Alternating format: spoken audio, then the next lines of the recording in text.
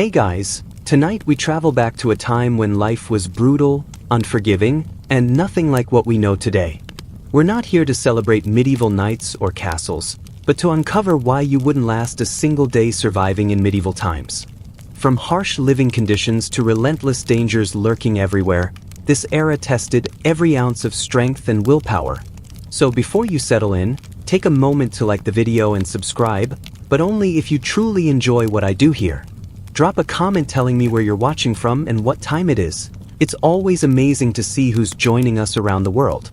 Now dim the lights, maybe turn on a fan for that soft background hum, and let's gently step into the world of medieval survival together. The silent cell where monks were locked with only their thoughts. Imagine yourself stepping quietly through the ancient stone corridors of a medieval monastery, the air thick with the scent of cold stone and fading candlelight. In this stillness, where the world beyond these walls seems to fall away, lies a secret as old as the order itself, an austere punishment that transcends physical suffering and reaches deep into the mind. This is the silent cell, a narrow chamber where monks were confined alone, left only with their own thoughts, prayers, and the slow, measured passing of time. The practice of solitary confinement within monastic communities was not casual nor punitive in the way modern prisons operate. Instead, it was a spiritual and disciplinary measure, intended to strip away distractions and force reflection, repentance, and ultimate submission to the divine will. These silent cells were small, often no larger than a closet, bare of comforts, with rough stone walls that absorbed sound, rendering the outside world mute. No voices would answer the prisoner's own, no daily tasks would occupy their hands, no companionship would break the solitude except the echo of whispered prayers. Imagine the weight of such silence. A silence so profound it becomes a presence itself. Monks who found themselves sentenced to these cells were typically transgressors of the strict monastic codes, perhaps caught in minor lapses of discipline, breaches of obedience, or moments of moral weakness. The rules of monastic life were rigorous, governing every breath, every movement, every thought. To violate these rules was to disrupt the harmony of the communal rhythm, and so punishment was as much about restoring that harmony as it was about chastisement. The daily life of a monk, even outside such a cell, was structured by a steady rhythm of prayer, work, and contemplation. The monastic day began long before dawn, the first light barely brushing the horizon as the bell summoned the community to matins. Hours of chanting filled the chapel, their voices weaving through vaulted ceilings, binding souls in shared devotion. Between these prayers were periods of labor, tending the garden, copying manuscripts, repairing robes, and silence, the silence of reverence and focus. It was a life deeply entwined with spiritual discipline and communal responsibility. But in the silent cell, all of this was suspended. Imagine yourself confined in a chamber where the only sound is the slow drip of water from an unseen crack or the distant muffled footfalls of cloistered monks in other parts of the monastery. Time stretched endlessly, marked only by the movement of light through a tiny window or the changing of the seasons outside. The prisoner was left alone to confront the vast interior landscape of their own mind, the ebb and flow of memories, regrets, and hopes. The prayers, once shared and communal, became solitary echoes, sometimes a comfort, sometimes a torment. Historical accounts suggest that the mental toll of such isolation was immense. Some monks emerged from these confinements unable to speak coherently, their thoughts fractured by the relentless silence. Others fell into deep despair or strange spiritual states, their sense of self altered by months or even years in solitude. In a way, this was a psychological trial by fire, testing the limits of endurance and the boundaries of faith. Imagine the mind turning inward so fiercely that it becomes both sanctuary and prison. Yet, to understand the silent cell fully, we must place it within the broader monastic culture of the medieval period. Monasteries were not only spiritual centers but also hubs of knowledge, agriculture, and charity. They were worlds unto themselves, separate from the often chaotic and violent outside society. Within these walls, monks pursued an ideal of holiness through obedience, poverty, and chastity, believing that the discipline of the body and mind would bring them closer to God. The silent cell was a paradox. a place meant to purify and heal through suffering, but one that could also fracture the spirit. It embodied the tension between solitude and community, silence and speech, punishment and redemption. The confinement forced monks to face themselves in absolute isolation, a confrontation that could either lead to profound spiritual transformation or irreparable breakdown. Consider the architecture of these cells. Often located in remote corners of the monastery or in subterranean chambers, they were deliberately chosen to be inaccessible and hidden. The walls were thick, their surfaces cold and unyielding, sometimes damp and faintly moss-covered. The floor might be uneven stone, the air cool and stale, smelling faintly of dust and earth. Light was scarce, filtering through a narrow slit or small barred window high above, casting long shadows that shifted slowly throughout the day. The sensory deprivation was profound. Without the normal rhythm of voices, footsteps, birdsong, or even the rustle of robes, a prisoner's senses could become hypersensitive, amplifying the smallest sounds or sensations. The weight of silence pressed in, filling the cell with a presence that was impossible to ignore. Monastic rules often prescribed a strict regimen even for those in silent confinement. Minimal food, no conversation, and often prohibitions on reading or writing. The intent was to strip away all external stimuli and distractions, leaving only the internal landscape of the soul and the monastic chants learned by heart. Repetition of these prayers became a thread to cling to, a rhythm to break the crushing stillness. Yet, as with many forms of punishment, the outcomes were varied. Some monks emerged renewed, their faith deepened and their spirits humbled. Others were broken, their minds frayed by loneliness, their voices lost to the echoing silence. Chroniclers of monastic life hint at these transformations without sensationalism, noting the haunting silence that followed certain prisoners even after their release. This practice also highlights the complex relationship medieval society had with punishment and penance. Unlike secular courts, which often focused on retribution or deterrence, monastic discipline aimed at spiritual correction. The silent cell was not merely a prison but a tool of redemption, a place to strip away distractions and confront one's sins in solitude. It was a space where time itself seemed to slow, allowing the soul to reckon with its failings and seek forgiveness. Imagine, then, how this experience contrasted with the bustling world outside monastery walls. Medieval peasants worked from dawn to dusk in fields heavy with the scent of earth and sweat. Towns buzzed with market cries, the clang of blacksmiths, and the chatter of merchants. In the midst of such noise and life, the monastery stood as a quiet fortress of contemplation, and within it, the silent cell was the quietest place of all. The stories of these monks remind us of the fragility of the human mind when severed from the rhythms of social life and sensory experience. They serve as a historical mirror, reflecting how isolation, even when cloaked in spiritual purpose, can deeply affect identity, communication, and mental health.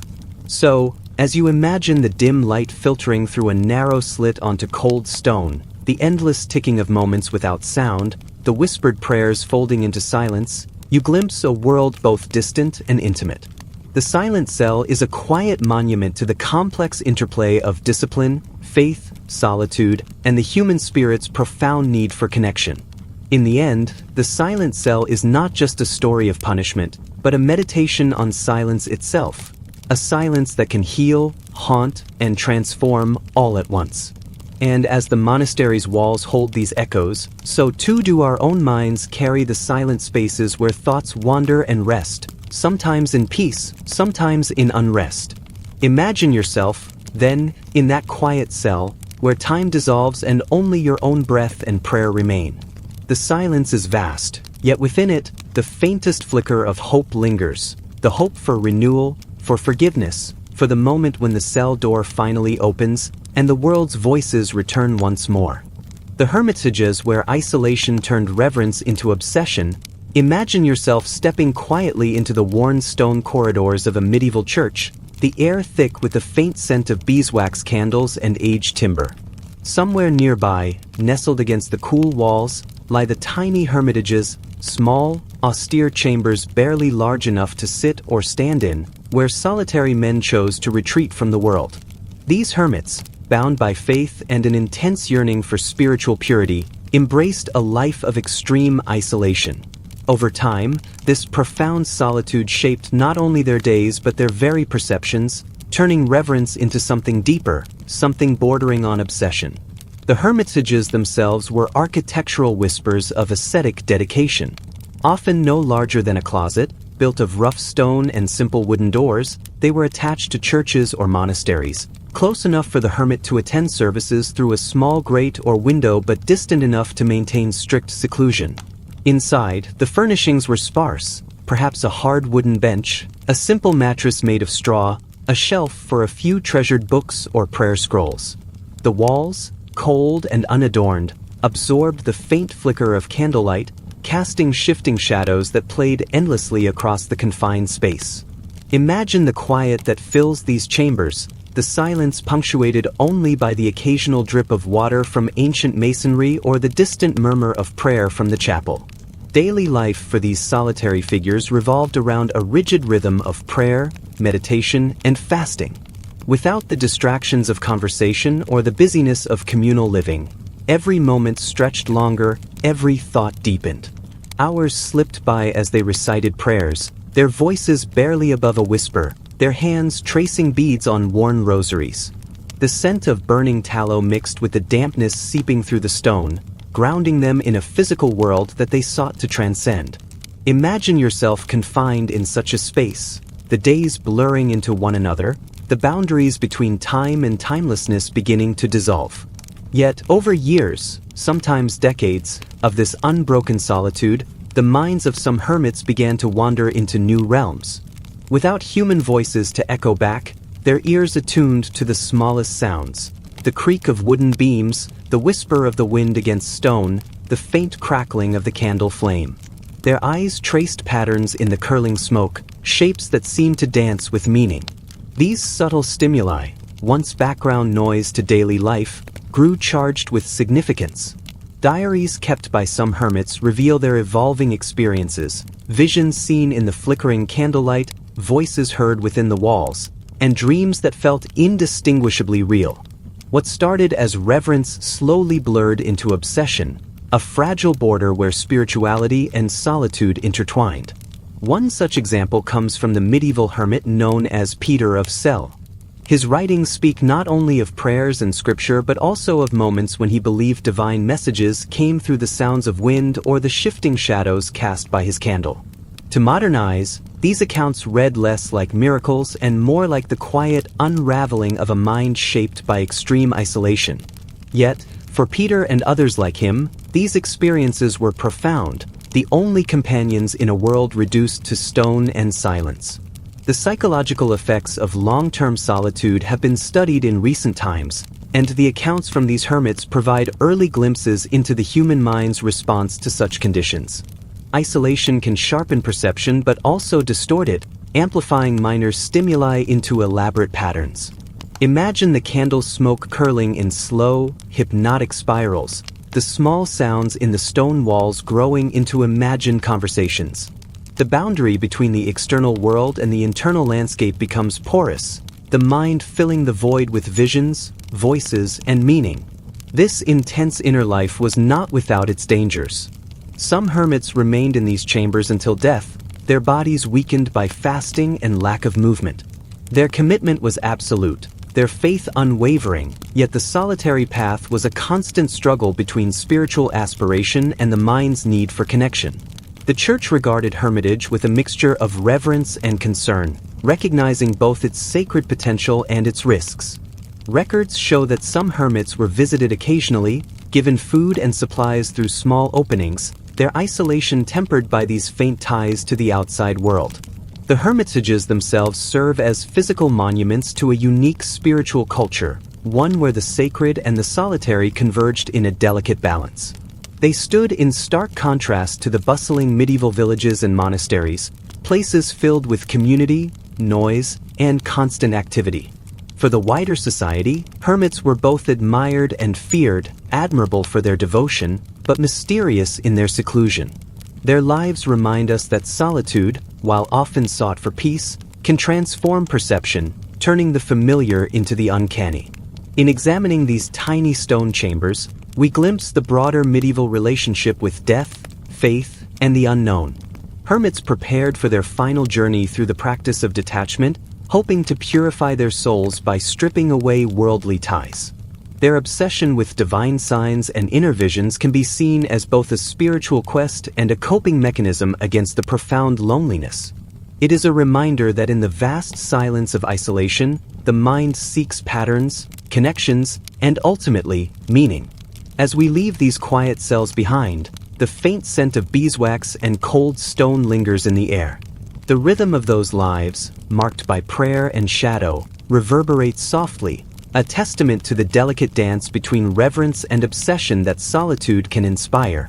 Imagine yourself once more stepping back into the light of the church, carrying with you the echoes of those who chose the silence, who listened to the walls, and who saw beyond the flicker of a single candle flame.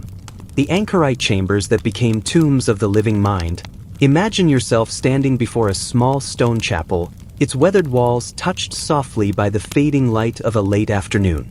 You notice a narrow window, barely larger than a handspan, set high into one wall.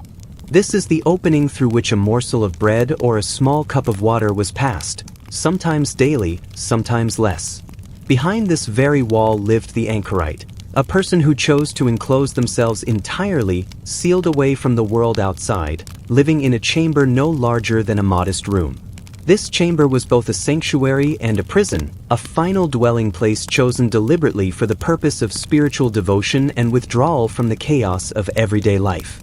The practice of anchoring, voluntarily sealing oneself within a small chamber attached to a church or monastery, was a profound expression of medieval religious life. Anchorites renounced the world, seeking an existence focused entirely on prayer, contemplation, and solitude. Their chambers, often made of stone and sealed with mortar, had only a tiny window, known as a squint, through which the anchorite could see the altar or receive communion. Another small hatch allowed food and messages to be passed in. Beyond these narrow apertures, the outside world was entirely cut off. The rhythm of an anchorite's days was marked by silence and stillness, punctuated only by the soft flicker of candlelight and the distant murmurs of the church choir. Chroniclers of the time recorded how the mind of an anchorite might, in the prolonged solitude, begin to wander in unusual ways. Some began whispering constantly, their voices echoing softly against the cold stone, speaking to no one but the walls that enclosed them. These whispers, a murmur of prayers or perhaps conversations imagined, suggest a mind that struggled against the vast quiet and the isolation. Imagine the sensation of living surrounded by unyielding stone, the scent thick with cold dust and faint incense, with the faintest echo of the world beyond. In this quiet confinement, days blurred into months and years. The anchorite's life was one of ritual and routine.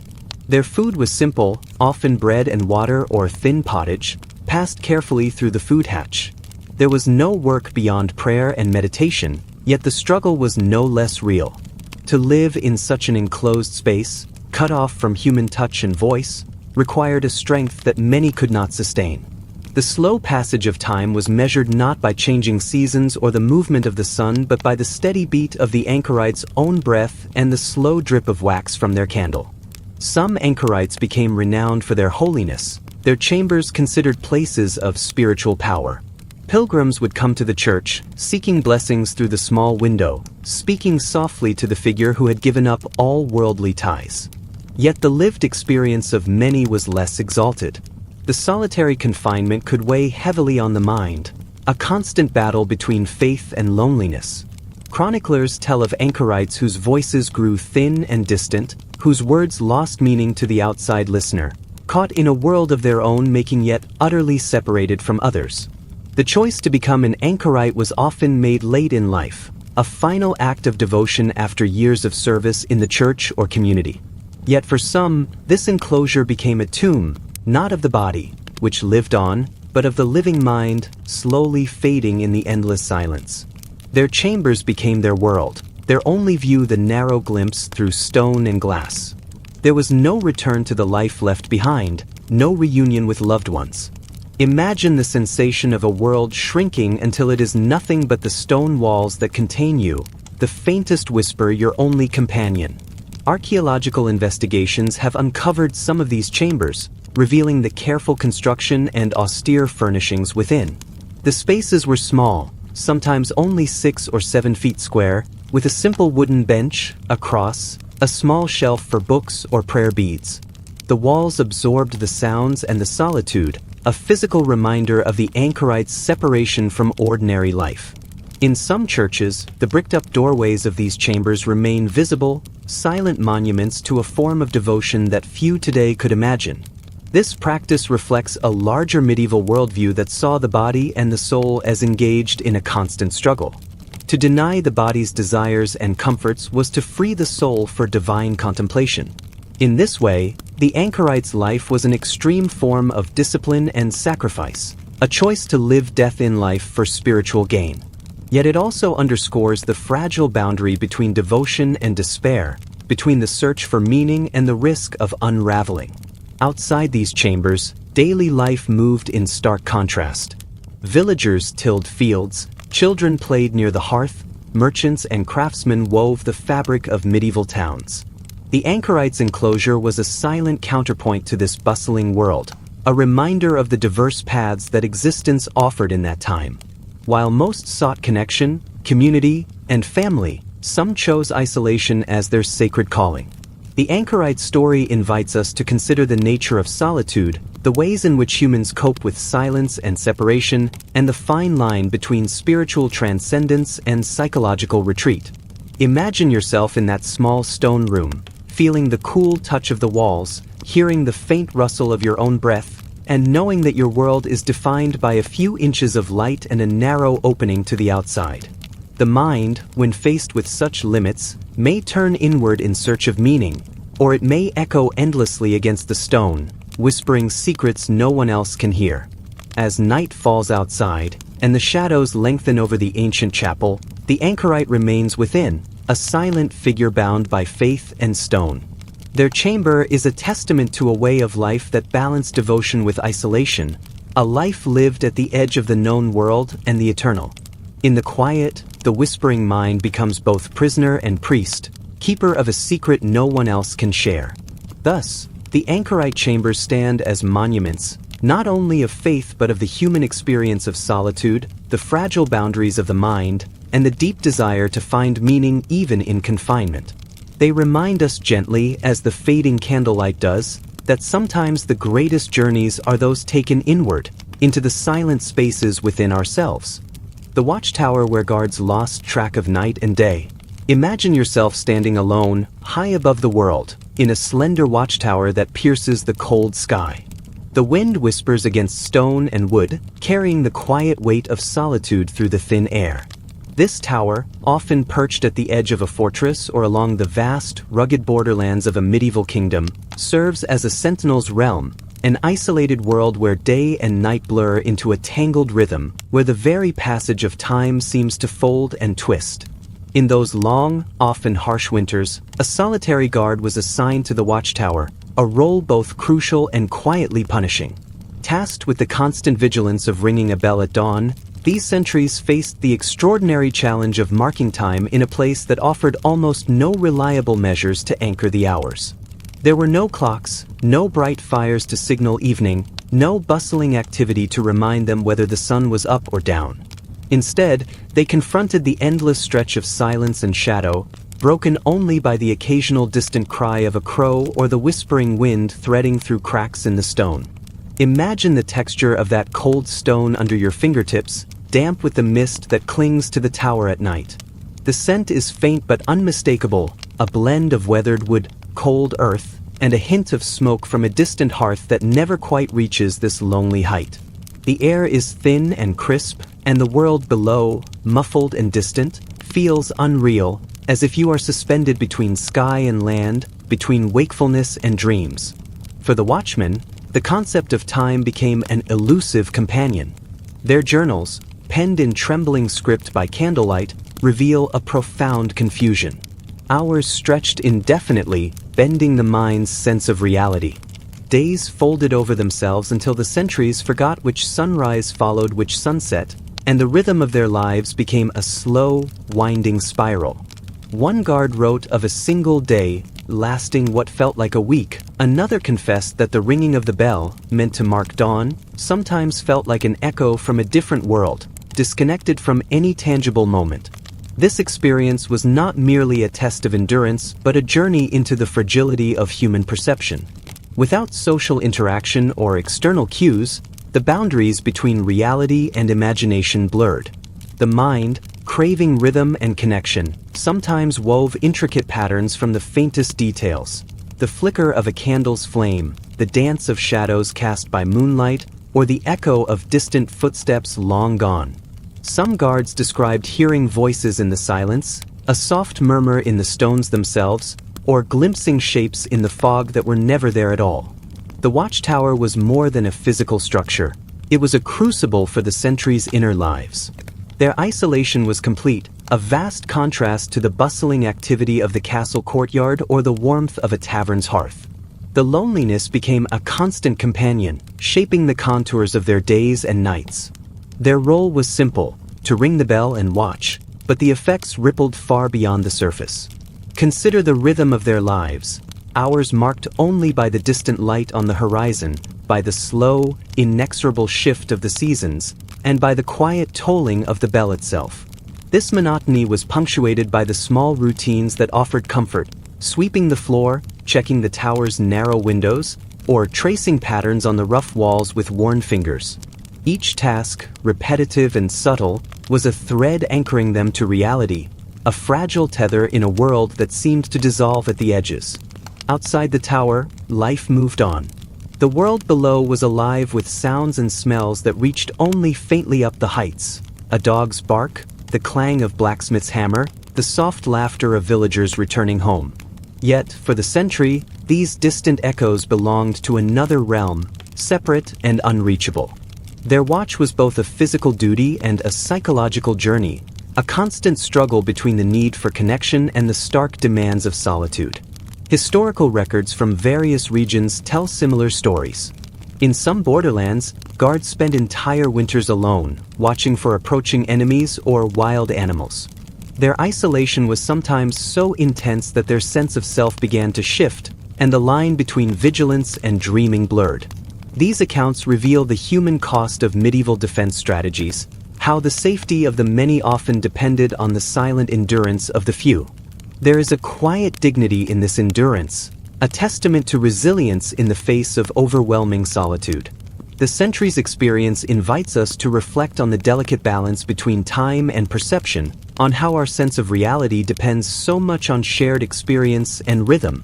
When those anchors are removed, time itself can become a malleable force, bending the mind toward unfamiliar states. Imagine now the bell, its deep, resonant toll cutting through the fog and frost, a voice calling out across empty fields and frozen forests. It is both a signal and a symbol, a reminder that despite the long, twisting hours and the silent watch, life goes on elsewhere.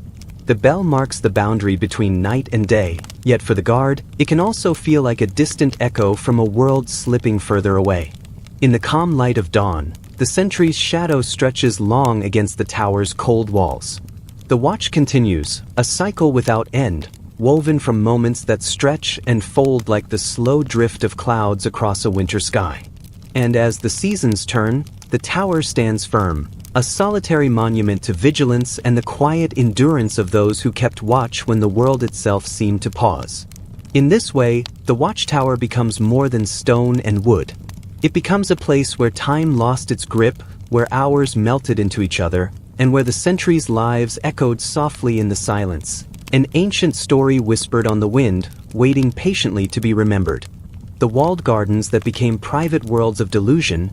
Imagine yourself stepping through the wrought iron gate of a secluded garden, the soft crunch of gravel underfoot mingling with the delicate rustling of leaves overhead.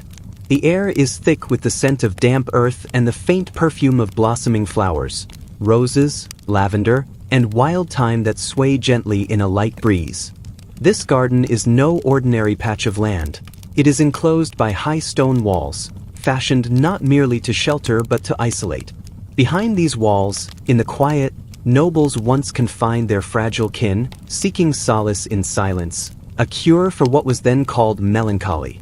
In the medieval and early modern periods, mental health was poorly understood, and melancholy, a broad term encompassing sadness, withdrawal, and sometimes delirium, was seen as a spiritual or physical imbalance.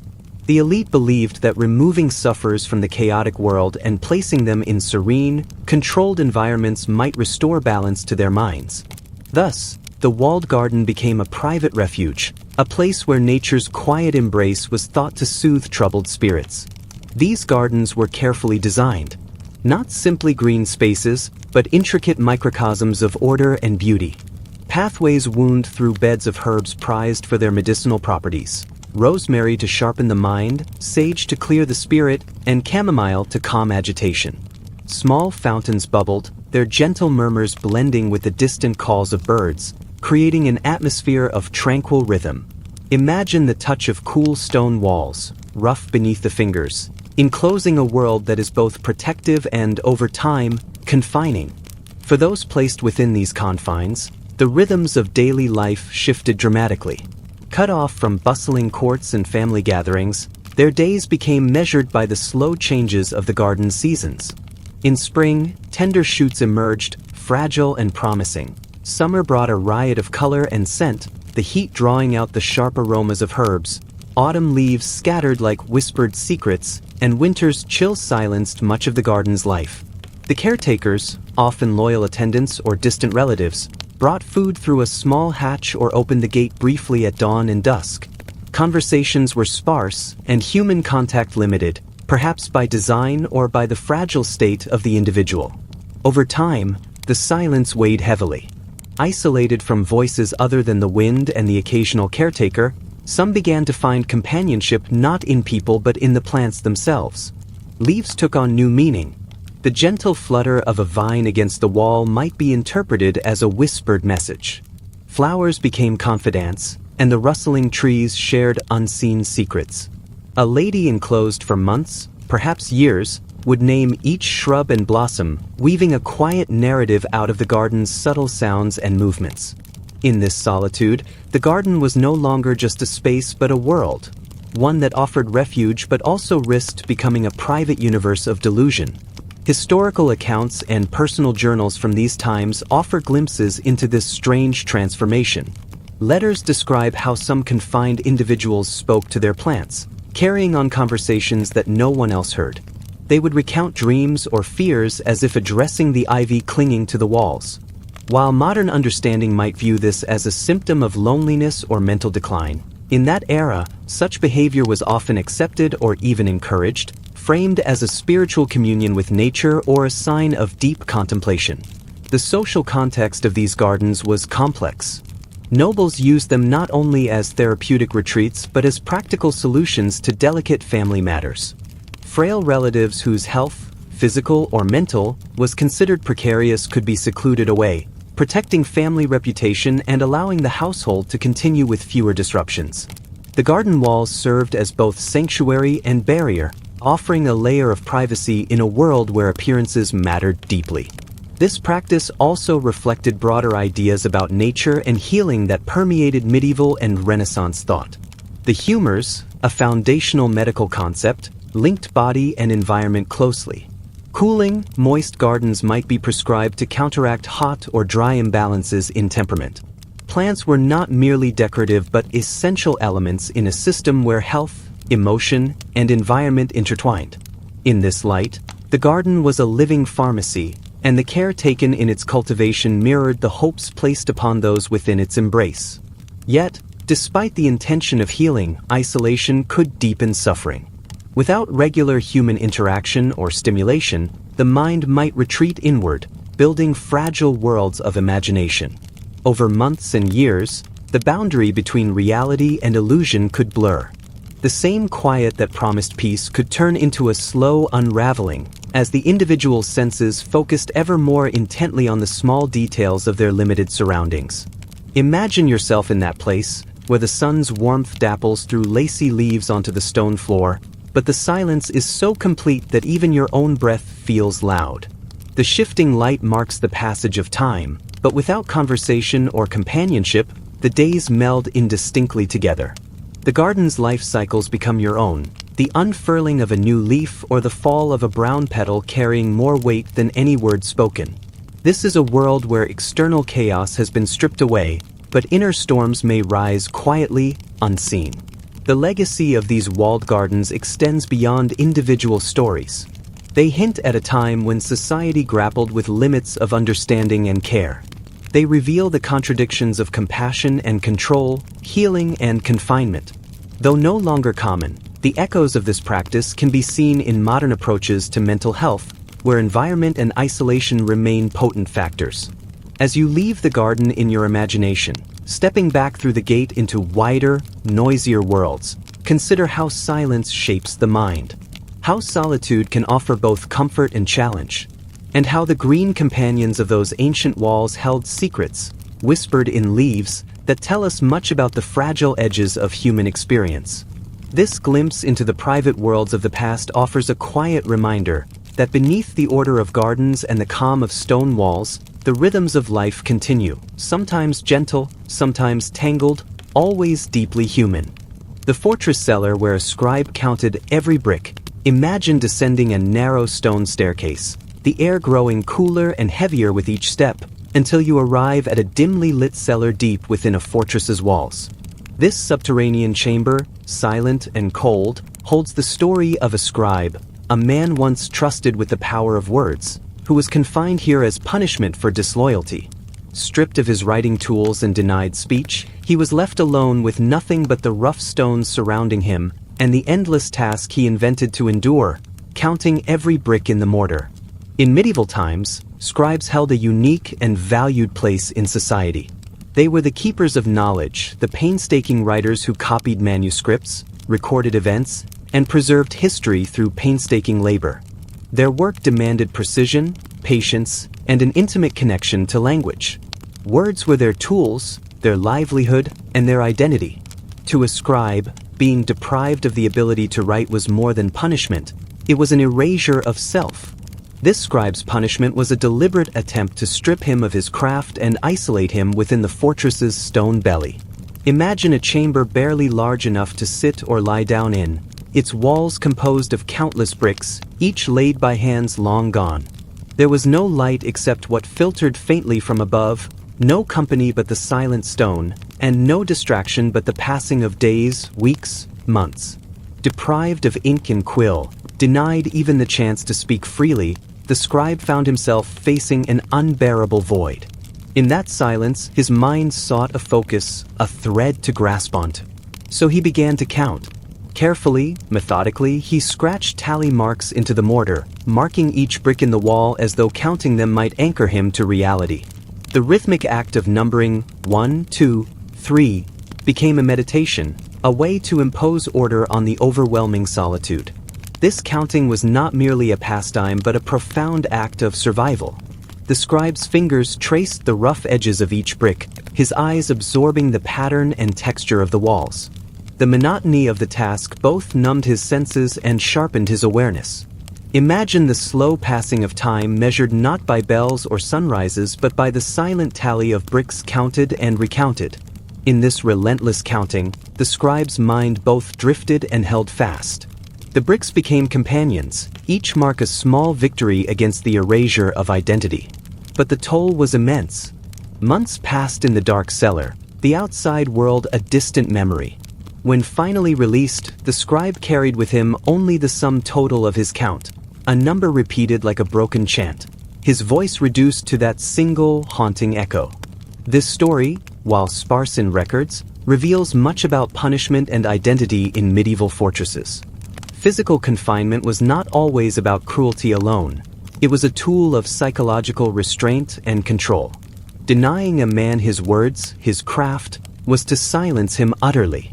The scribe's fixation on counting bricks was a desperate reclaiming of agency in a world stripped bare. The fortress itself, with walls thick and unyielding, was a symbol of power and defense. Built from countless bricks and stones, each layer told of labor and time, of hands shaping the past to protect the present. To be trapped within such walls, surrounded by the very material of fortification, yet cut off from voice and pen, was a paradox of imprisonment, a living archive denied expression. In considering this tale, we glimpse the profound connection between language and selfhood. The scribe, whose life was once intertwined with words, became a prisoner of silence, forced to communicate only through numbers scratched in stone. His mind's turn to counting bricks was a quiet resistance, a way to maintain sanity, to mark time, to assert existence in a place designed to erase it. So as you imagine that cold cellar, the dim light catching the rough mortar where countless tally marks are etched, hear the whisper of a man who, in losing his words, found a new language in the silent bricks. This is not just a story of punishment, but a meditation on silence, identity, and the small acts of resilience that sustain us when all else is taken away. The stone choir loft where a nun heard voices in the walls. Imagine yourself climbing the narrow, winding stairs of an ancient stone church, the cool, worn steps echoing faintly beneath your feet. Above, perched in a small, enclosed choir loft, a lone nun spent decades in steadfast vigil, her world confined to this lofty cell, surrounded by cold, time-worn stones. The air here was thick with the mingled scents of aged mortar, faint incense, and the lingering warmth of countless candles long since burned down to their bases. This was a place of quiet devotion, where the rhythm of prayer echoed against hard surfaces, and the world below seemed both distant and irrelevant.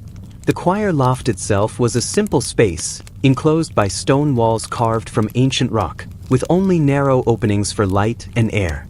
Within this quiet enclosure, the nun lived a life defined by repetition and stillness. From dawn until dusk, she recited prayers and chants, her voice a soft murmur threading through the heavy silence. Imagine the careful cadence of her words, the way they floated upward and then settled into the rough walls around her, absorbed and reflected back in whispers almost like a living presence. Over time, the nun's perception of this solitude deepened in extraordinary ways. Her confessor's notes reveal that she came to believe the very stones themselves had taken on a voice, reciting her prayers back to her in response. During her chants, she would pause, eyes closed, waiting patiently as if for an invisible conversation partner.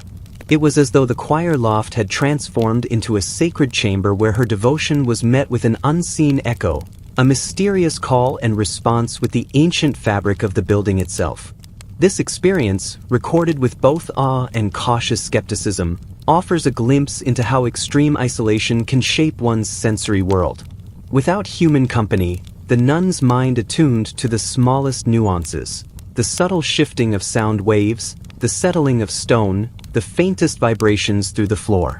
What might seem to an outsider as silence became to her a rich tapestry of voices and responses, a spiritual dialogue between soul and sanctuary. The psychological landscape here is complex. Long hours of chanting in the same space can induce a meditative state where the boundaries between self, sound, and environment soften. Imagine the soft echo of a single prayer lingering in the air, gradually intertwining with the stone's natural resonance.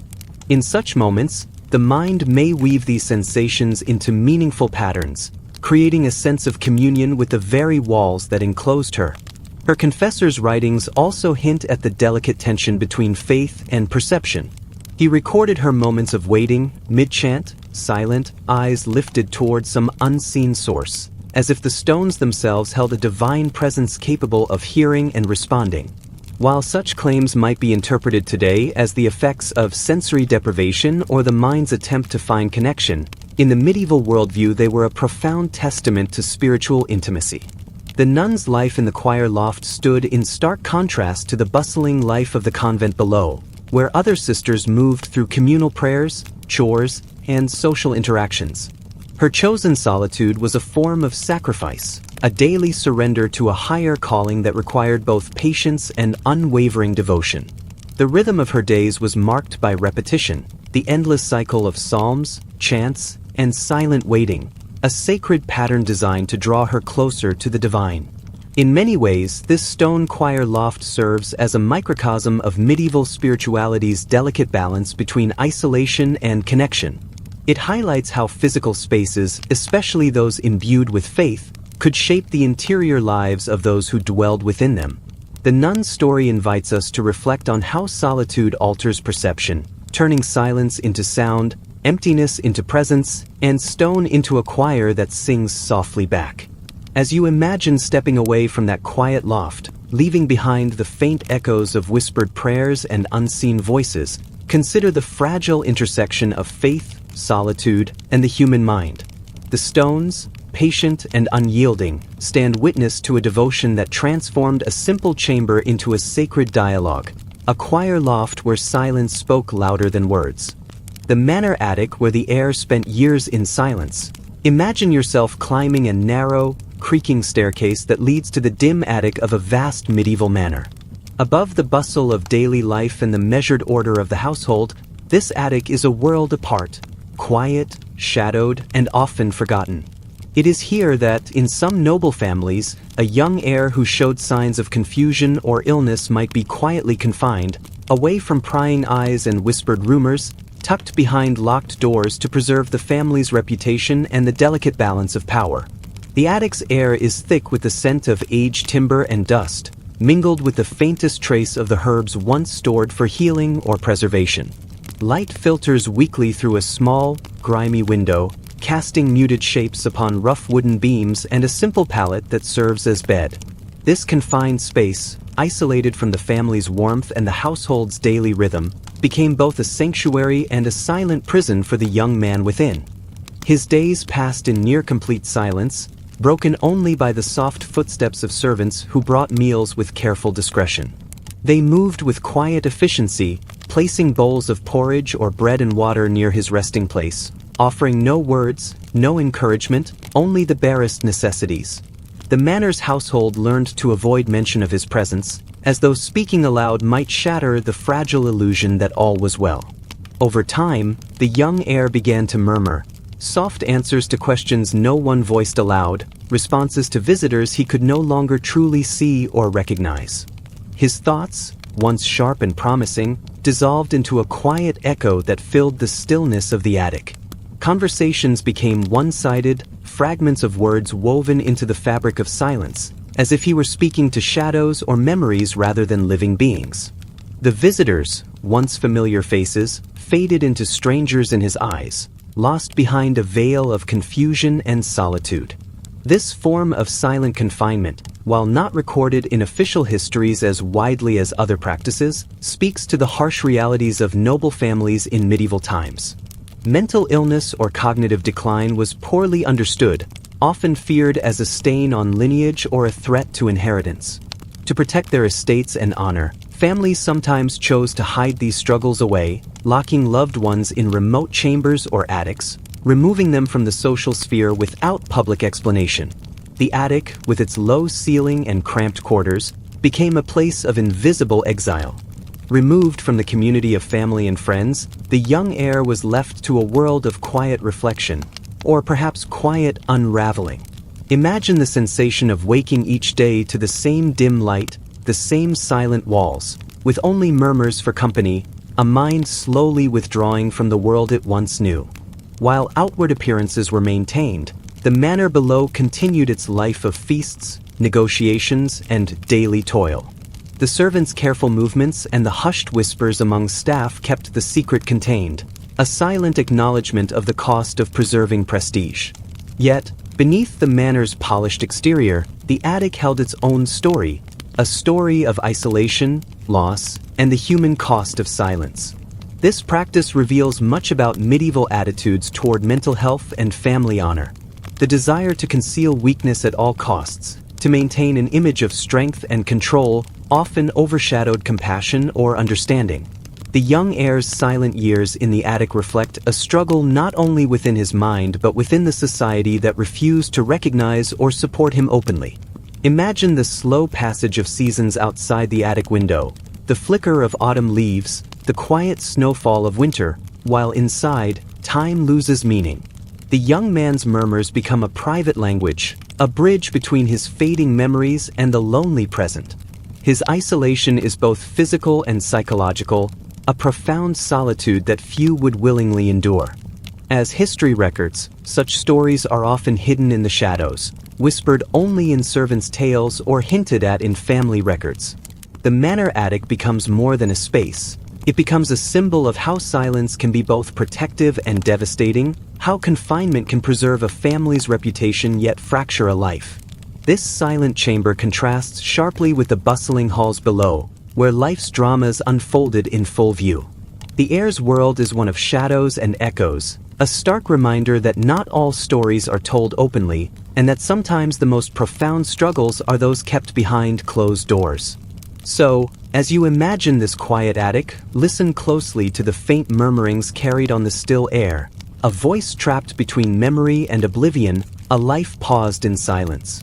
It invites reflection on the delicate balance between duty and care, between appearance and reality, and the hidden costs borne in the name of honor.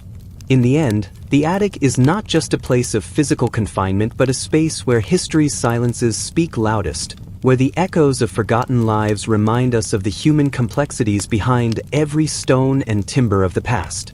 The stone library where scholars went mad from silence. Imagine yourself stepping into a vast, stone chamber tucked deep within a medieval monastery or cathedral, where light filters dimly through narrow windows and the air is heavy with the scent of aged parchment and beeswax candles. This is the scriptorium, a sanctuary of silence, where scholars dedicated themselves to the painstaking task of copying ancient texts, preserving knowledge across generations.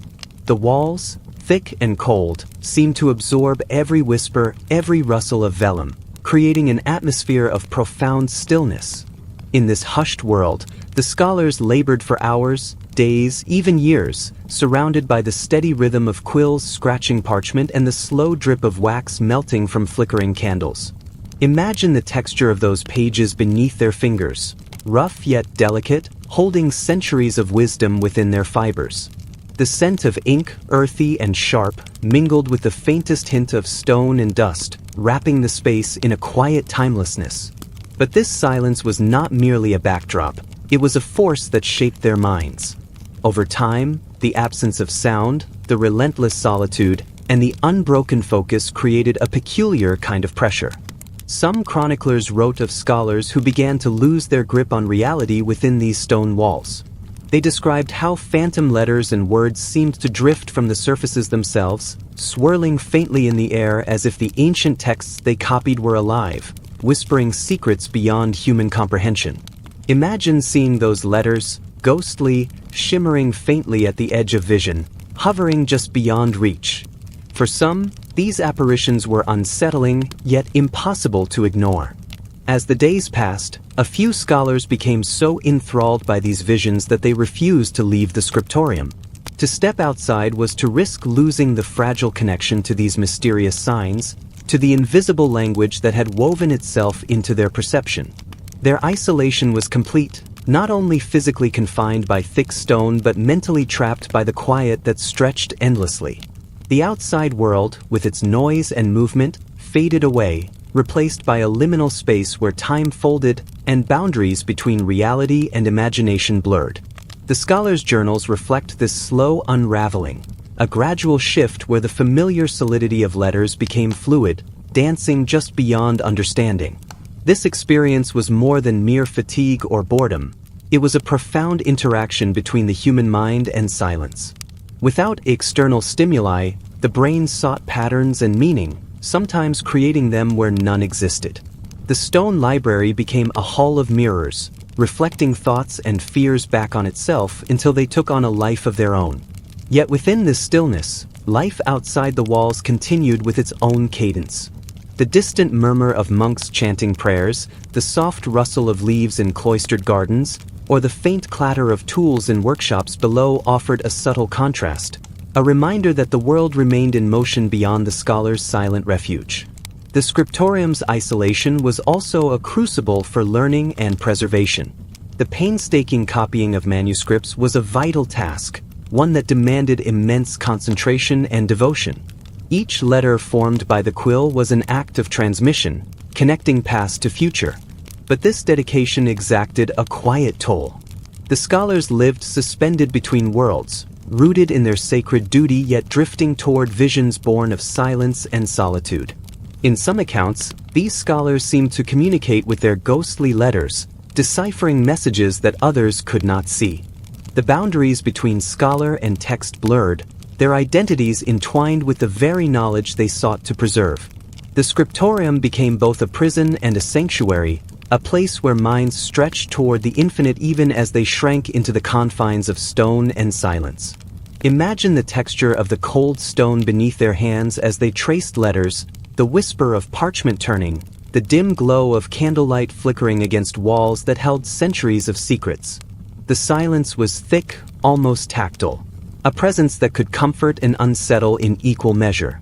In time, some scholars emerged from their silent chambers, changed.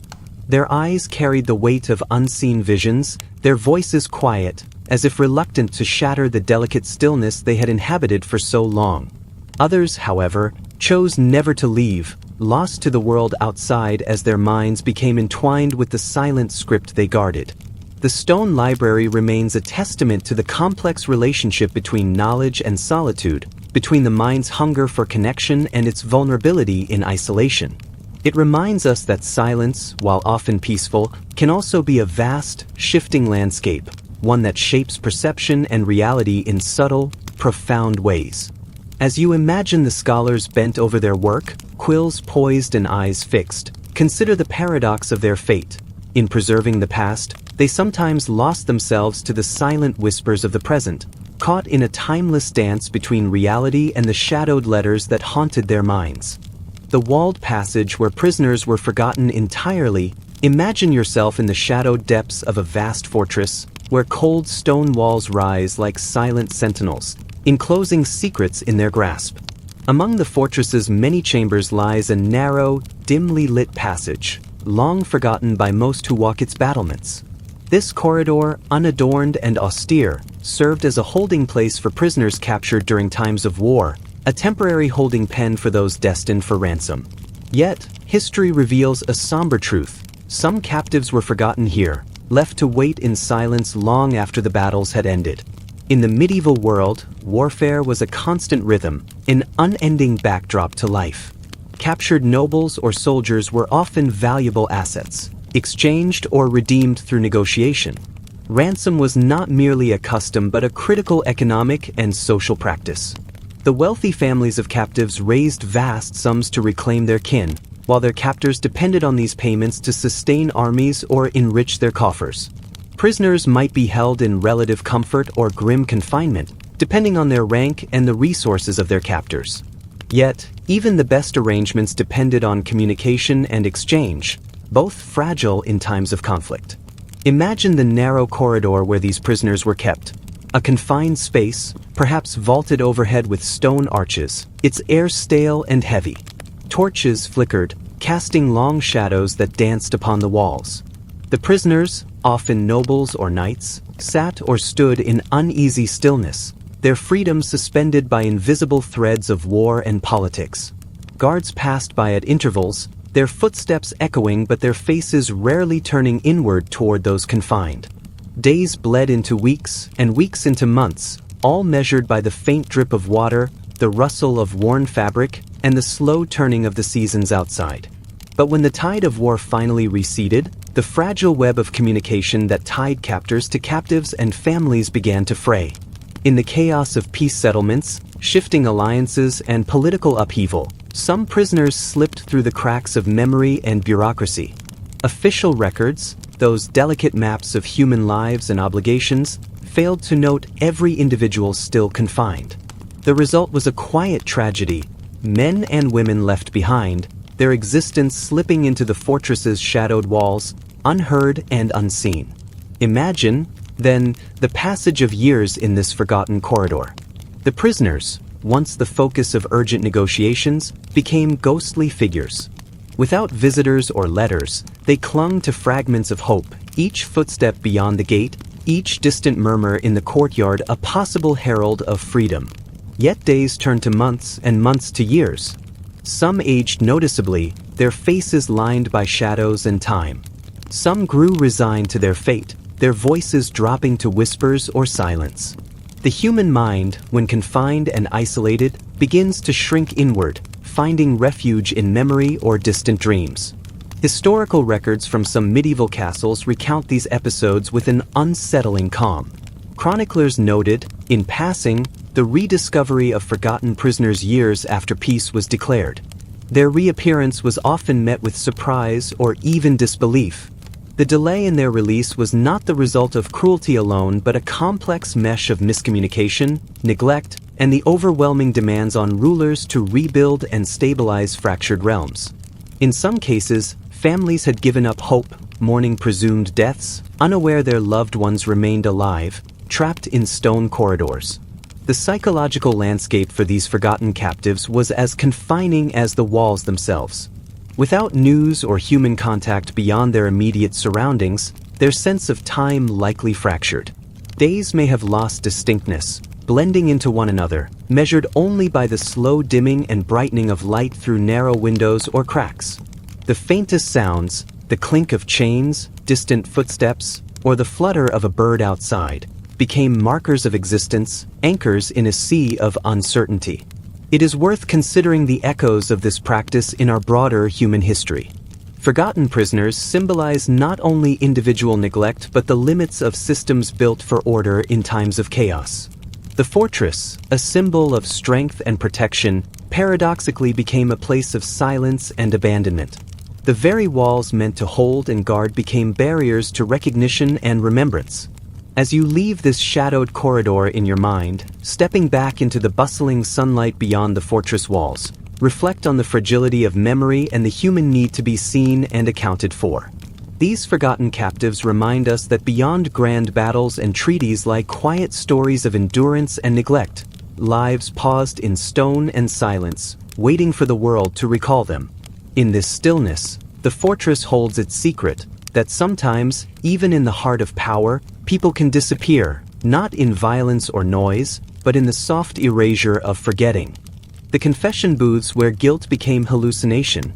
Imagine stepping quietly into a small, dimly lit wooden chamber within the cool stone walls of a medieval church. This is the confession booth, a place designed for souls to unburden their guilt, to whisper sins and seek forgiveness. Yet, within these humble enclosures, something unexpected and deeply human sometimes unfolded. The boundary between confession and hallucination blurred, and guilt itself began to take on a voice.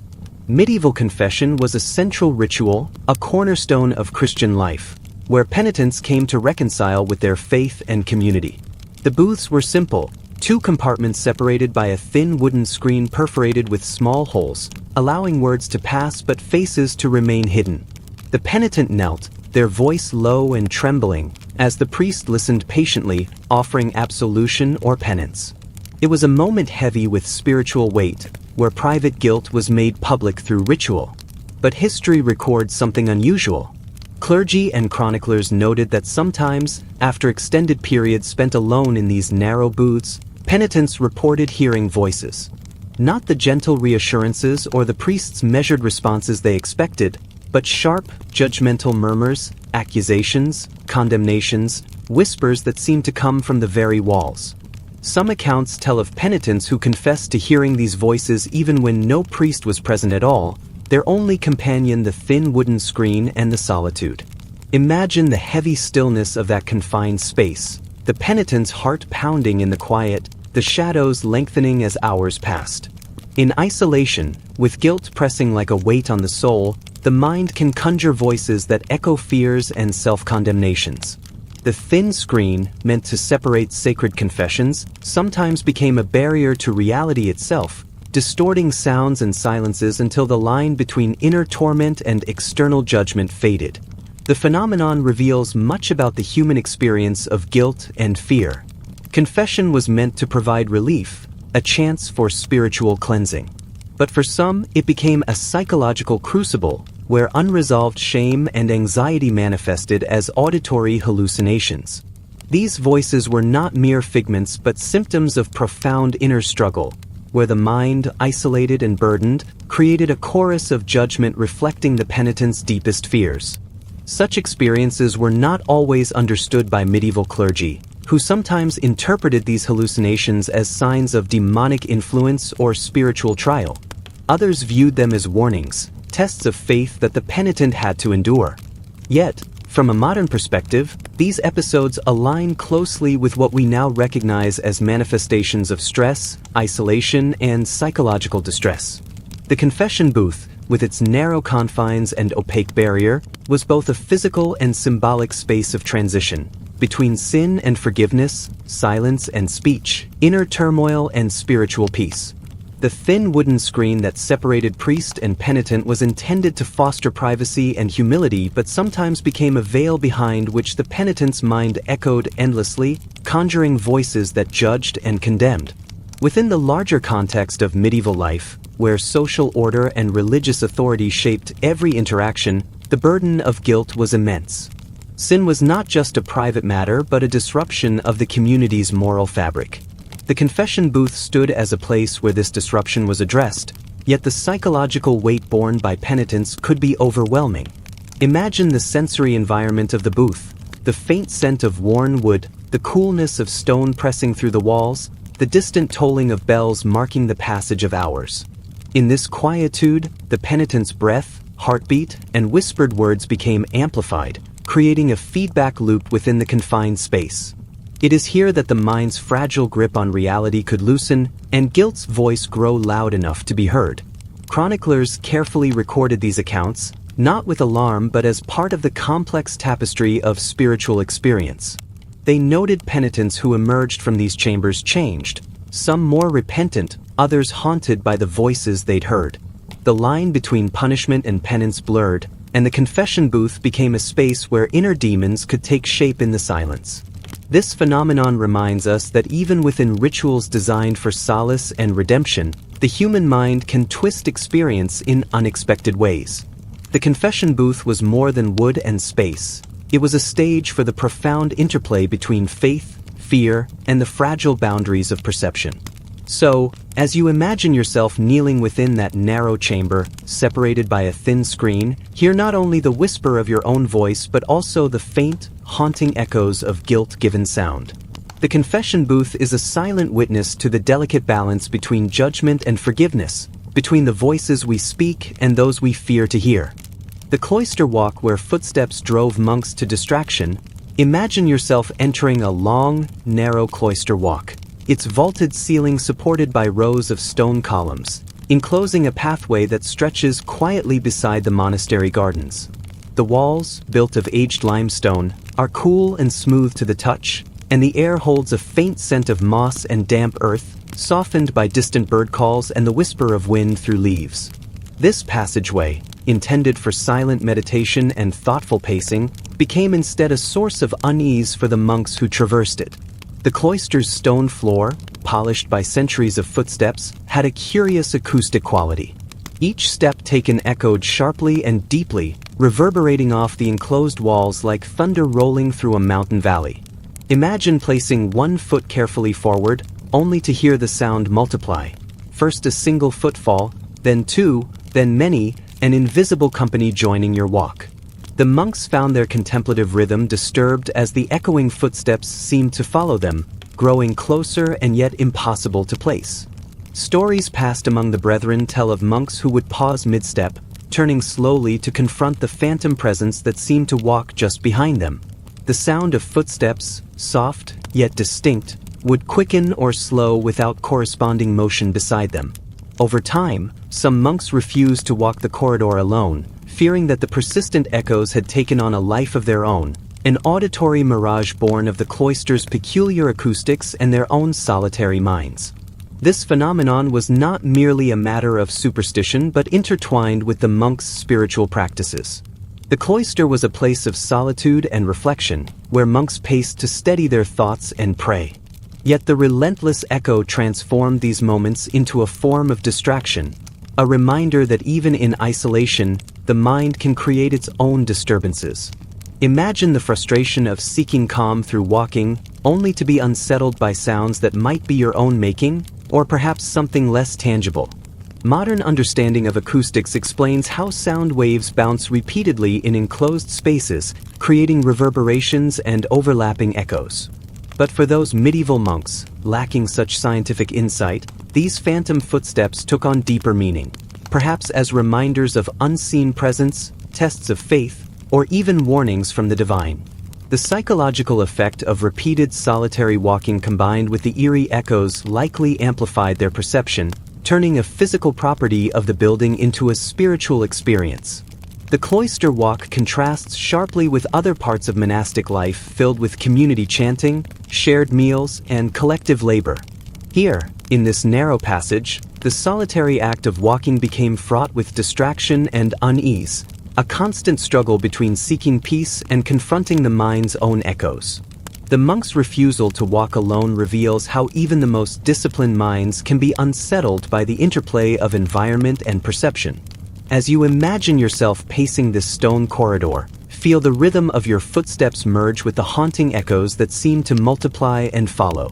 The cool air carries the faint scent of moss and age, while the walls around you silently witness a centuries-old dance between solitude, sound, and the human mind. The cloister walk remains a quiet testament to how architecture and isolation can intertwine, turning simple footsteps into a choir of distraction that challenged even the most devoted monks. The castle bedchamber where silence bred obsessive rituals. Imagine stepping quietly into a grand medieval castle, where the high stone walls hold stories whispered through centuries.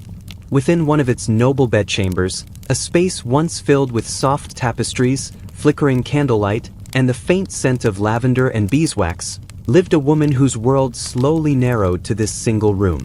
Confined by illness, she found herself increasingly bound not only by physical frailty but by invisible chains of ritual that took root in the silence. The bedchamber was richly appointed yet strangely still.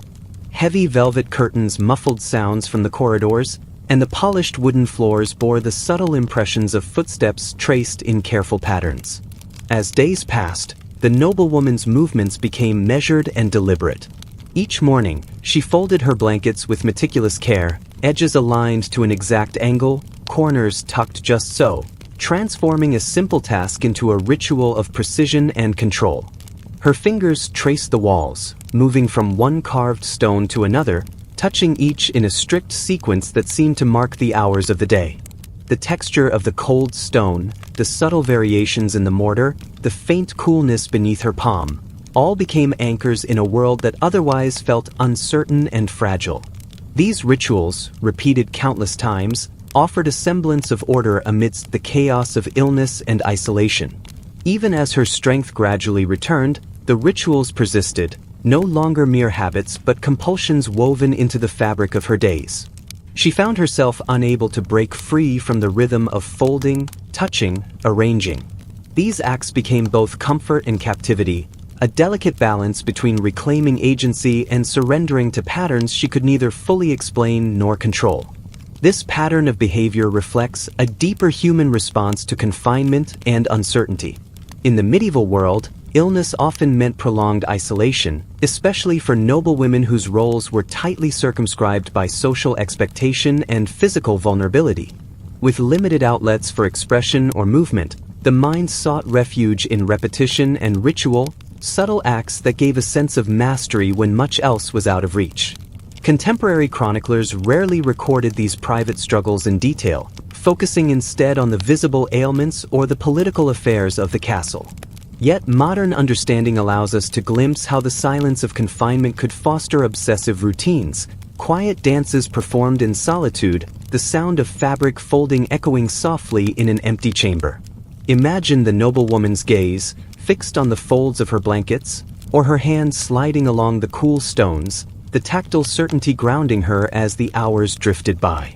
The faint scent of lavender from a pressed flower, carefully kept by her bedside, mingled with the must of old wood and stone. The room itself became a stage for these silent rituals, each repetition a delicate thread woven into the fabric of her existence. Outside her chamber, life in the castle carried on. The clatter of armor in the great hall, the laughter of servants in the kitchens, the distant tolling of bells marking the passage of time. But within this secluded space, time was measured differently, marked by the precise sequence of touch and fold, a silent liturgy that both preserved and imprisoned. Her rituals, while born from necessity, speak to a universal human impulse, the need to create order when the world feels unpredictable, to find meaning in repetition, and to anchor oneself through the familiar when faced with isolation. These patterns, though invisible to most, became the heartbeat of her days, a quiet testament to resilience amid constraint. This intimate portrait of life in a medieval bedchamber reveals how illness and solitude can transform simple acts into profound experiences. The noblewoman's obsessive rituals are not merely symptoms but also survival strategies, delicate responses to a world both limiting and demanding. Imagine yourself there, in that quiet chamber, watching the slow, precise folding of cloth, the deliberate touch along stone, the steady rhythm that fills the silence.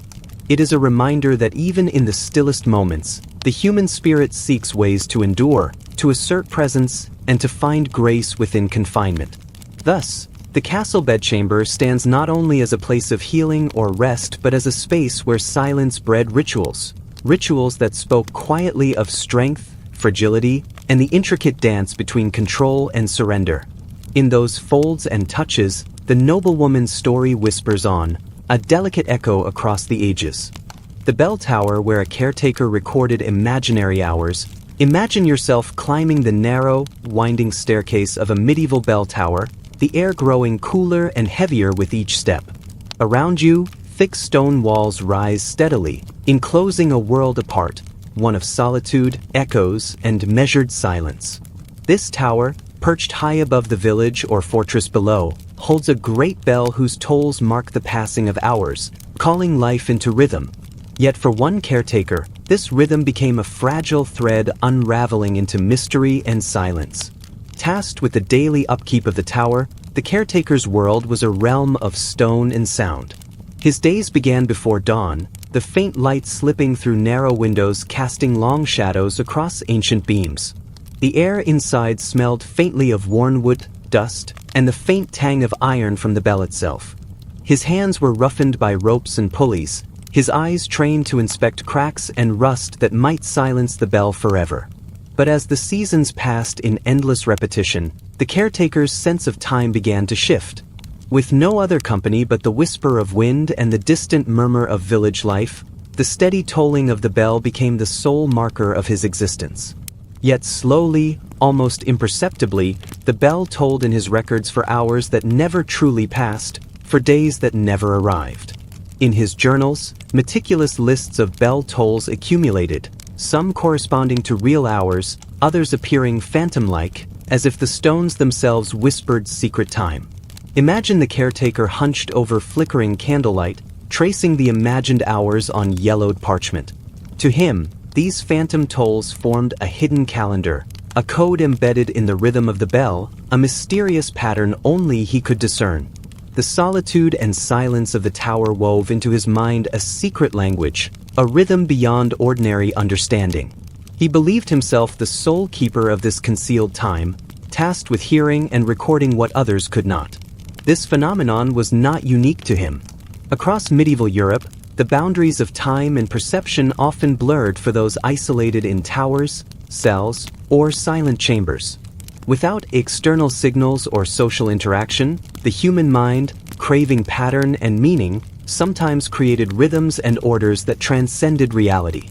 The caretaker's experience reflects this delicate interplay between environment, solitude, and perception. Outside the tower, life unfolded in its familiar cycles: farmers tending fields, children playing, bells ringing at expected hours. But within these stone walls, time became a fluid, shifting presence. The caretaker's journals hint at moments when the boundary between actual and imagined tolls dissolved, and the bell's voice seemed to echo from a place beyond earthly hours. Consider the sounds themselves: the deep, resonant boom of the bell rolling through the morning mist, vibrating through wood and stone, touching distant ears. Yet for the caretaker, some tolls existed only in memory or imagination, invisible yet insistent, like whispers trapped in the masonry.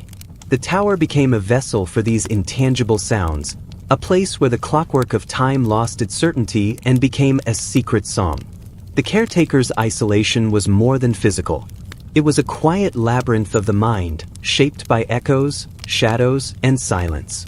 His role, simple and sacred, carried the weight of keeping time itself, Yet that time slipped through his grasp like sand. The bell tower stood as both guardian and prisoner of these shifting hours. In the twilight of his days, the caretaker's records grew dense with these spectral tolls. Some speculate he sought meaning beyond the mundane, a connection to the divine or the eternal, hidden in the cadence of the bell. Others see the slow unspooling of perception, the mind's response to endless solitude. As you imagine the caretaker sitting alone, quill in hand, surrounded by walls that held centuries of sound and silence, consider the delicate dance between reality and imagination, between time measured by sound and time lived in the heart. The bell tower remains a silent monument, not just to the passing hours but to the fragile human mind that sought to capture them. The prison alcove where inmates lost their names. Imagine yourself stepping into a dimly lit fortress prison, where the heavy scent of cold stone and damp air mingles with the faint echo of distant footsteps. Within this grim structure lie small, narrow alcoves, spaces walled on three sides, so confined that prisoners inside are cut off from all sight of the world beyond their enclosure. These alcoves, designed for isolation, offered no windows to peer through, no faces to recognize, only the unchanging stone walls pressing close around them. The architecture was deliberate. Each alcove formed a miniature world of solitude, where senses contracted and time seemed to stretch thin and endless. Prisoners held here were separated not only from freedom but from each other, their voices muted by the thick stone, their bodies confined to tight spaces that barely allowed movement. Light filtered in weakly from above or through small slits, casting muted shadows that became the sole companions of those within. Imagine the slow passage of days and months in this silent prison. Without other humans to speak to, without reflection or reminder of identity, the mind, starved of social connection, began to unravel the threads of self. Chroniclers of the time noted a chilling transformation. Prisoners, once known by name and history, gradually forgot their own names. Identity, which we often take for granted as fixed and enduring, became fragile, slipping away like sand through fingers. The prisoners, left with nothing but the walls around them, began to define themselves through their confinement. They described their existence by the texture of the stone, the cold hardness beneath their fingertips, the faint dampness in the air, and the unyielding presence of their enclosure. The walls became mirrors, reflecting back not their faces but their isolation. Over time, names faded into silence, replaced by descriptions of space, sensation, and the slow rhythm of time marked only by light shifting on stone. This loss of name was more than forgetting. It was a profound erosion of selfhood. Names hold power. They are the anchors of memory and connection. To lose one's name is to lose a part of existence, a link to past life and future hope. Without name or story, prisoners drifted into an internal landscape shaped solely by confinement, where the boundaries of the alcove shaped the boundaries of identity. Such accounts serve as a stark reminder of how social contact and recognition sustain the human spirit.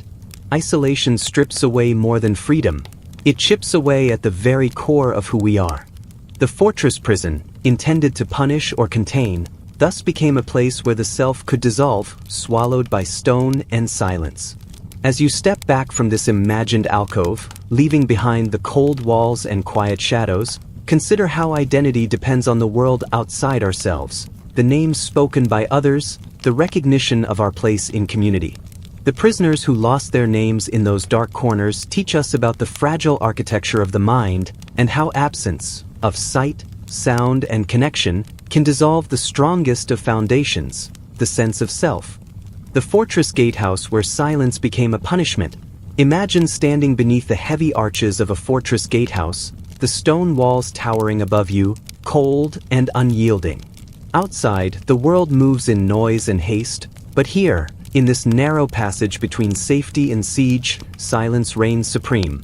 Not just the absence of sound, but a deliberate, imposed quiet meant as discipline. Guards posted here were commanded to keep watch for days on end, forbidden to speak a word. In this silence, time stretched thin, and the mind wandered into unexpected places. The gatehouse was more than an entry point. It was a symbol of vigilance and authority. Its position was strategic, guarding the passage between the bustling life outside and the fortress within. The guards entrusted with this post bore a solemn responsibility to be the eyes and ears, the steadfast line between peace and peril. Yet, their task was not only to observe but to endure the heavy weight of silence as a form of punishment or trial. Imagine the stillness enveloping the gatehouse, the soft echo of footsteps in the distance, the rustling of fabric, the distant call of birds muffled by thick stone. The guards stood motionless, their breaths shallow, the hours bleeding into each other without respite. Speech was forbidden, not just casual chatter, but any utterance, any sound that might break the spell of quiet. This imposed muteness was meant to sharpen discipline, to humble pride, and to cultivate an unyielding focus.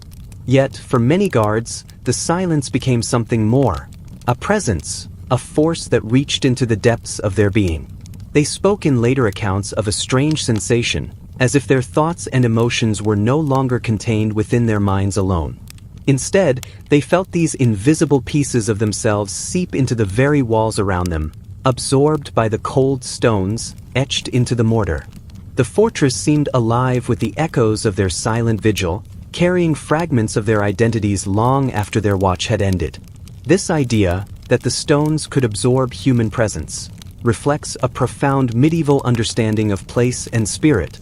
Fortresses were not merely physical structures but living monuments, shaped by the sweat, fear, hope, and determination of those who inhabited them. Every stone was laid with intention, every arch a testament to endurance. To imagine thoughts leaking into walls is to imagine the fortress as a silent witness to countless lives, guarding not only the realm but the memories and spirits of its keepers. The psychological effect of such prolonged silence and stillness was profound. Guard duty at the gatehouse was already a demanding post, requiring alertness and readiness for danger. But the added burden of enforced muteness pressed on the mind, creating a strange loneliness even in a place surrounded by others. Without speech, the guards' inner worlds became louder, their thoughts amplified and repeated, echoing off the stone in endless loops. Imagine how the hours would stretch, minutes bleeding into hours, the sun shifting slowly across the sky, shadows creeping along the fortress walls. The guards' senses would sharpen in some ways, the slight movement of a distant leaf, the faintest whisper of footsteps, but dull in others. Without words, without the connection of voice, the world could feel vast and empty, a void where identity thinned and blurred. This silence was not merely a physical condition but a test of mental endurance and self-control. It required the guard to hold tight to their sense of self amid a rising tide of quiet. For some, the experience was transformative, a time to meditate, to cultivate patience and resilience. For others, it was a trial that left a lasting impression, a sense of fragmentation as if pieces of themselves had slipped away into the stones. The fortress gatehouse, then, stands as more than a military stronghold. It is a place where silence became a punishment and a meditation, a space where human presence and absence intertwined. The walls bear witness to the tension between isolation and duty, between speech and silence, between the self and the stone. As you imagine yourself there, standing watch under the gray arches, feel the weight of the silence pressing gently yet insistently. Hear the absence of sound filling the space, the slow rhythm of your breath, the faint heartbeat of the fortress itself. In this stillness, know that your thoughts, too, might seep quietly into the stones, joining the countless silent sentinels who came before, guardians not only of walls but of memory, identity, and the profound power of silence itself. The treasury vault where accountants invented imaginary ledgers. Imagine descending into the cold, shadowed depths beneath a medieval castle, where thick stone walls rise around you like the bones of the fortress itself. Here lie the treasury vaults, dark chambers designed to guard the kingdom's wealth with unyielding vigilance. The air is heavy, thick with the scent of ancient stone and faint traces of dust disturbed only by the cautious footsteps of those few permitted to enter. Within these secure vaults, far from the bustle of courtly life, accountants and clerks performed their solemn duties, recording the flow of gold, jewels, and goods that sustained noble power. The vaults were constructed with meticulous care, massive iron-bound doors, walls several feet thick, and a floor that seemed to swallow sound. Within this silence, clerks sat hunched over ledgers, the only illumination coming from flickering candles whose flames danced against the cold stone. Imagine the texture of vellum beneath ink-stained fingers, the sharp scratch of quill on parchment, the sole companion in a world devoid of conversation or laughter. Yet this enforced isolation, combined with the vault's stifling stillness, gradually began to weigh upon some of these diligent record-keepers. The daily ritual of tallying treasure inventories, once straightforward, started to blur under the strain of solitude. Without voices or distraction, the quiet became a presence itself, so complete and unbroken that it seemed to seep into the very mind, stirring thoughts and visions where none had existed before. In rare cases, clerks began to document treasures that had never been brought to the vault. Entire inventories filled with glittering objects, exotic spices, and rare artifacts appeared in their ledgers. Items conjured not from reality but from a mind untethered by the absence of human contact. These imagined hoards were recorded with painstaking detail, as if the cold stones themselves whispered secrets of hidden riches buried deep beneath the castle's foundations. One chronicler recounts the story of Brother Anselm, a clerk whose accounts became increasingly elaborate over years spent in the vault. His ledgers grew heavy with pages describing gems that shimmered with impossible colors and coins stamped with unknown marks. Anselm came to believe the stones around him concealed these treasures, waiting to be revealed. His confessor noted that he would sometimes speak aloud to the walls, pleading for the vault to disclose its secrets. This strange blending of duty and delusion reveals the powerful effects of isolation in such confined, silent spaces. The mind, starved of social interaction and external stimuli, can begin to fill the void with its own creations, visions fueled by longing, memory, or the subconscious desire for meaning. The vault's oppressive silence, intended to secure wealth, instead held captive the clerk's senses, slowly bending perception and blurring the line between reality and imagination. Despite the eerie tales, the vast majority of clerks remained steadfast and reliable, their records forming the backbone of medieval financial systems. Their work ensured that castles could manage supplies, taxes, and treasures, supporting the complex machinery of feudal power. Yet these rare stories of imaginary ledgers serve as a quiet reminder of how human minds respond to the most profound solitude. In contrast to the lively courts above, filled with politics, feasts, and chatter, the treasury vaults embodied a different kind of existence, one of silent vigilance, careful counting, and an ever-present tension between fact and fantasy. The accountant's struggle to maintain clarity in this environment highlights a timeless truth about isolation's power to shape not just bodies but minds. As you imagine yourself leaving the vault, stepping back into the light and sounds of castle life, carry with you the lingering echoes of scratchy quills and whispered prayers to stone walls. The treasury vault remains a hidden chamber where reality and imagination danced quietly in the dark, a place where the absence of sound gave rise to unseen treasures and the fragile edges of the human mind. The altar chamber where priests whispered to invisible choirs. Imagine yourself stepping into the dimly lit altar chamber of a small medieval chapel, where the air is thick with the faint scent of incense and aged wood. This is a space consecrated to prayer and ritual, yet often shadowed by profound solitude. In some chapels, priests served alone for years, sometimes even decades, their only company the steady flicker of candle flames and the weight of silent stone surrounding them.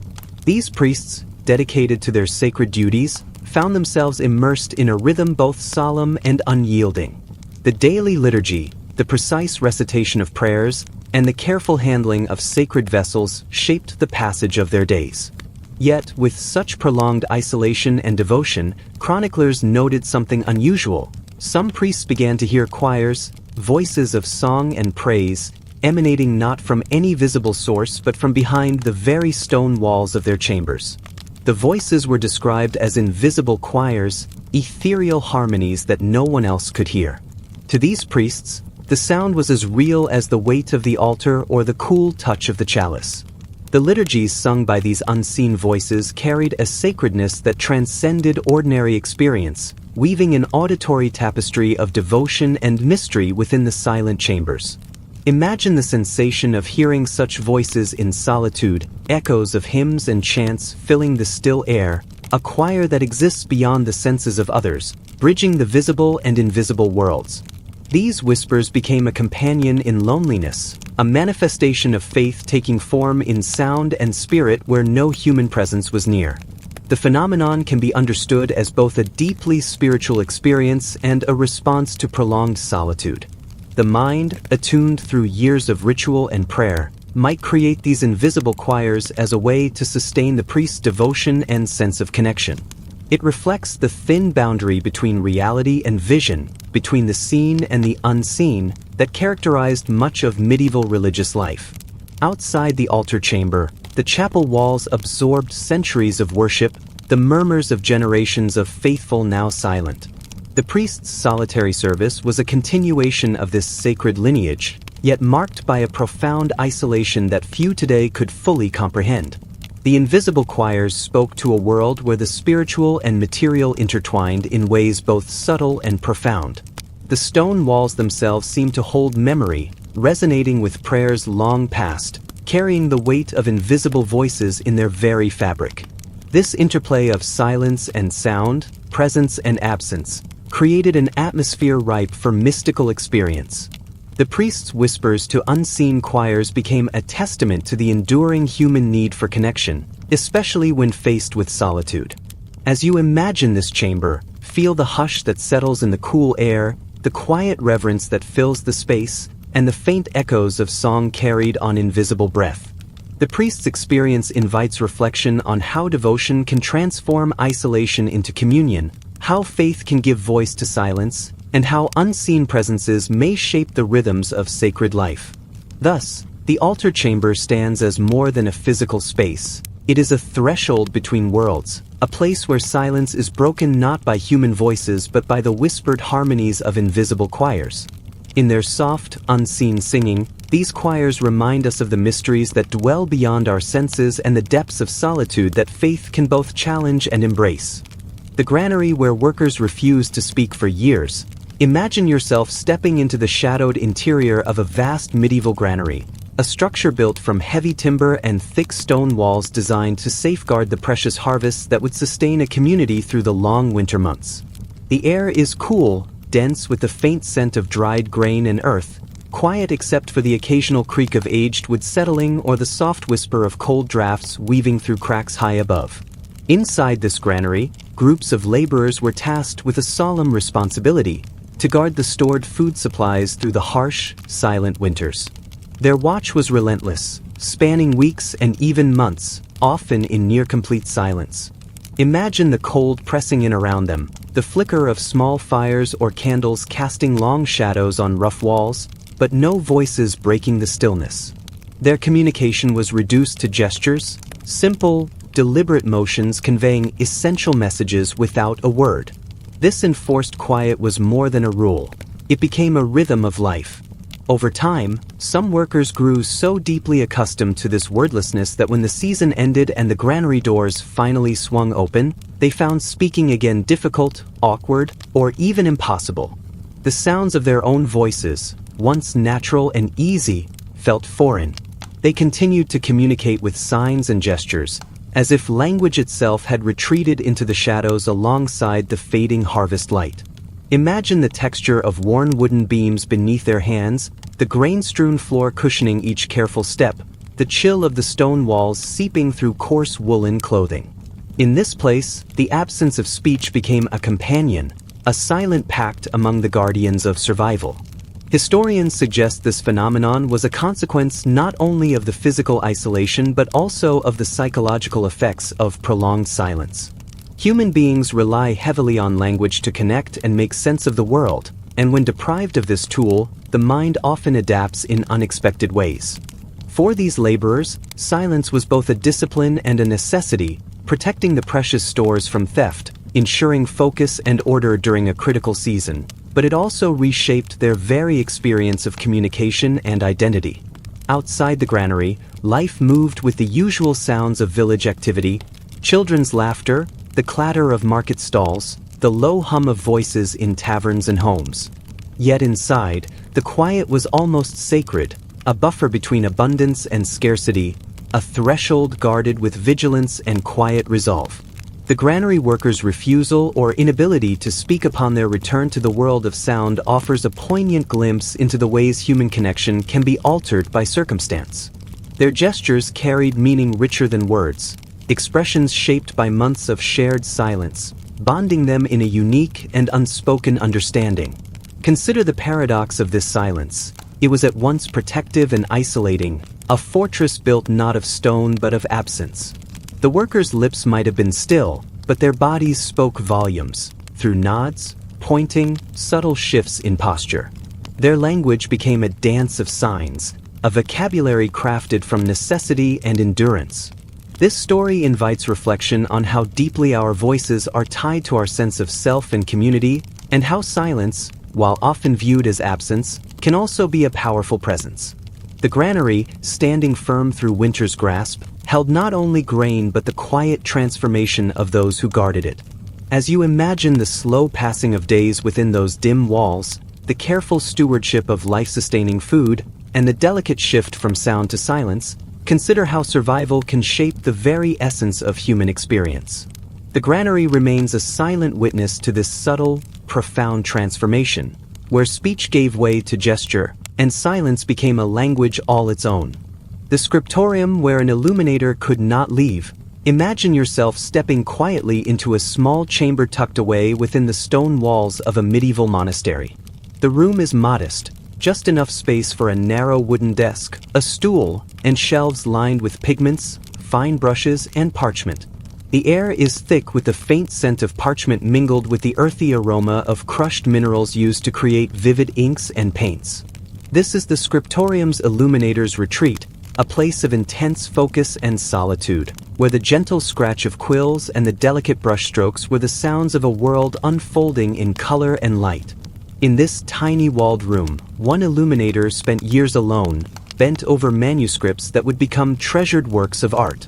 His life was a rhythm of careful detail, mixing pigments by candlelight, tracing gold leaf with unwavering hands, and breathing life into texts that might otherwise be forgotten. The scriptorium, a hub of scholarly devotion, was nonetheless a place of seclusion. For this man, time passed marked only by the gradual shifting of sunlight through a narrow window and the soft footsteps echoing in distant corridors. Imagine the slow passage of days in such solitude. Without the interruption of voices or faces, the illuminator's world contracted, shrinking to the dimensions of the room and the unfolding patterns of his work. The gentle flicker of candlelight softened the edges of the walls as twilight deepened, and the quiet was punctuated only by the occasional distant toll of a bell. Outside, the monastery's gardens might have bloomed and faded, but inside the illuminator's chamber, seasons were measured in the changing hues of his paints and the slow accumulation of finished pages. Over time, a subtle transformation took hold. The boundaries between the illuminator's inner world and the outside began to blur. Reports from chroniclers and monastic records reveal a peculiar case. When called to leave his chamber after many years, the illuminator refused. He was convinced the outside world was a dream, a fragile illusion threatening to dissolve the certainty and familiarity of his small, walled room. To him, stepping beyond those stone boundaries was to risk ceasing to exist, to lose the self that had been so carefully constructed within those walls. This refusal was not mere stubbornness but a profound psychological shift born from long isolation. Imagine how days folding into years without interruption could alter perception. Without regular social contact or new surroundings, the mind adapts, reshapes reality to maintain coherence. The illuminator's chamber, once a workplace, became a sanctuary, a known universe where every texture, scent, and shadow was mapped and understood. Beyond those walls lay uncertainty, noise, and change, the unfamiliar that threatened the fragile order of his existence. Historically, this case offers a rare glimpse into the intersection of creativity, solitude, and mental endurance in medieval monastic life. The painstaking art of illumination demanded both precision and patience, qualities nurtured by solitude but also vulnerable to its isolating effects. Monks and artisans working in scriptoria often lived disciplined, quiet lives. Yet this man's experience reveals how extreme seclusion could tip into a form of quiet entrapment. The wider monastic culture prized silence and contemplation, seeing withdrawal from the world as a path to spiritual insight. Yet, as with all human experience, balance was crucial. The illuminator's inability to reintegrate into the monastery's communal rhythms speaks to the delicate boundary between solitude's gift and its burden. While silence can soothe and focus, it can also deepen the mind's retreat, creating shadows that lengthen beyond the reach of candlelight. Imagine the senses attuned only to the subtle shifts in pigment and parchment grain, the faint rustle of robes in far-off halls, the scent of burning wax and stone.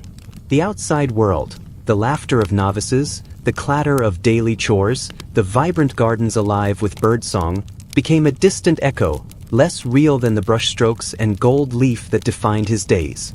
The chamber's walls, cool and steady, framed a reality both comforting and confining.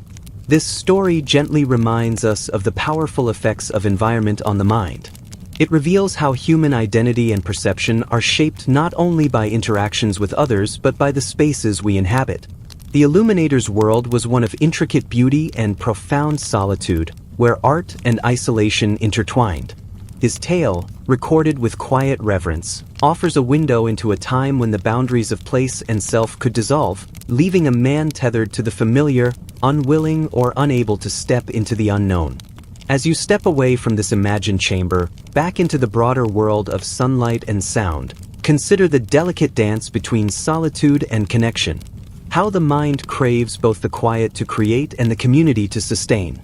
And how, in the stillness of a tiny walled room, a life can unfold, stretching into years, until the outside world feels like a dream and the known walls become the only true home.